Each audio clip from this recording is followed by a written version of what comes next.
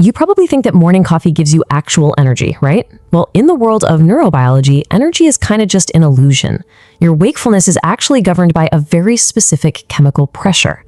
So in this explainer, we're going to break down exactly how that works, what's really driving your daily alertness, and how you can take complete control of it using zero-cost, science-based tools. Let's dive in. This quote right here really hits the nail on the head. Most of us firmly believe that first cup of coffee gives us true energy. But the reality? It doesn't create a single ounce of it.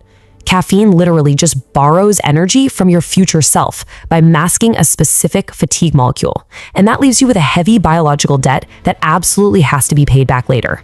To put that into perspective, caffeine has a half-life of about 5 hours. So long after that initial jolt fades, your body is still quietly racking up a debt that's inevitably going to come due. Which leads us to a question we've all asked ourselves at some point. Why does that miserable afternoon crash happen? To understand why you feel so utterly drained at, say, 3 p.m., we have to look at the math of your neural circuits.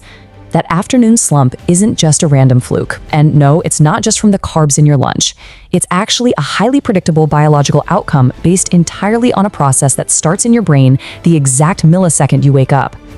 Okay, meet the real governor of your wakefulness, a molecule called adenosine. As your brain cells communicate and coordinate throughout the day, adenosine constantly builds up. It's a neuromodulator that acts like this mounting invisible sleep pressure the longer you manage to keep your eyes open. It's kind of like a giant hourglass. Literally, the second you wake up, the sand starts falling, and that pressure just starts building and building. Now, as this pressure mounts, the adenosine binds to these very specific, slow-acting G-protein-coupled receptors. Once it latches on, it sets off this whole chemical cascade deep within your cells, gently but very firmly telling your brain, hey, it's time to power down. So it's not an instant off switch. Actually, it's more like a gradual dimmer switch that's just slowly lowering the lights on your consciousness. Naturally, we instinctively try to fix the sleep pressure with caffeine. But here's the kicker. Caffeine doesn't actually remove the pressure at all. It simply acts as a receptor antagonist. That means it just runs interference so your brain literally can't feel the fatigue. It's not clearing the adenosine out of your system. It's just throwing up a temporary roadblock. Think of it like a crowded parking lot. Caffeine pulls in and parks its flashy little car right in the receptor spot, completely blocking the adenosine's truck from pulling in. So your brain feels alert because that sleep signal is blocked. But here is the massive catch. That adenosine truck, it's still idling out in the street, just waiting for the caffeine to wear off.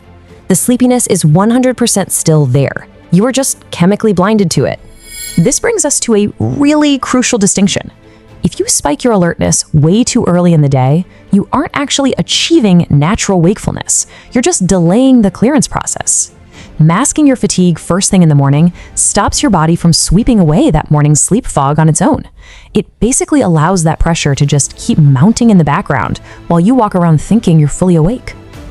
And what happens when that caffeine finally unbinds and leaves the parking lot? You experience what's called a volumetric release. Imagine all those waiting adenosine trucks suddenly finding an open parking spot at the exact same millisecond. Boom! It is a massive, overwhelming wave of sleep pressure flooding your synapses all at once. That dramatic flood right there, that is the exact anatomy of your afternoon crash. Your 3 p.m. misery is a direct proportional result of exactly how heavily you masked that pressure earlier in the morning. The harder you push the mask with that early double espresso, well, the harder you're going to crash in the afternoon. It's just basic biological accounting. But here is the really good news. You absolutely do not have to be a slave to this biological drop-off. There's actually a highly actionable, zero-cost behavioral protocol to fix this whole thing.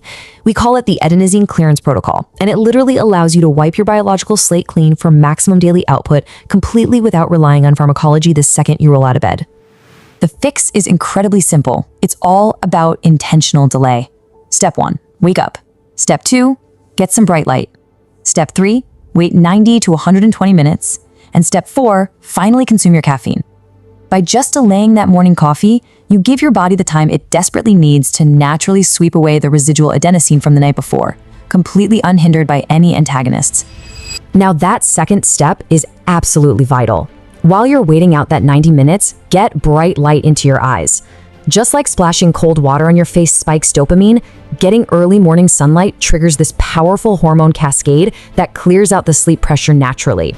It essentially acts as a biological reset button, snapping you right into focus without a single drop of caffeine. We also really have to respect chemical synergy here.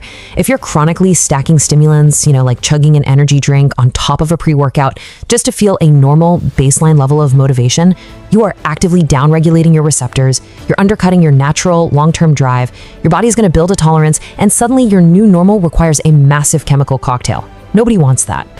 To protect those receptors, you kind of have to think like a casino. Casinos use intermittent rewards to keep people hyper-engaged, right? Well, you should do the exact same thing with your caffeine intake. Intermittent shadowing, varying your intake, and making sure your baseline is actually clear first keeps your brain highly sensitive and responsive for when you actually need it, rather than just numbing your receptors into submission. Mastering this baseline puts you completely in the driver's seat. Once you realize that your 2 p.m. focus is dictated entirely by what you did at 7 a.m., you suddenly hold the keys to sustained, crash-free productivity. Your daily energy is no longer this random mystery. It becomes a completely predictable, manageable system. So, to quickly recap the protocol, let your baseline clear naturally. Delay that morning cup by 90 to 120 minutes. Use early sunlight to clear out the morning fog. And protect your receptor sensitivity by varying your intake. Remember, the goal here is to work with your G-protein receptors, not constantly battle against them. I'll leave you with this final thought today. Are you working with or against your biology? Try starting tomorrow morning with that 90-minute delay to feel the incredible difference for yourself. And let us know, which biological system would you like to see us decode in our next explainer?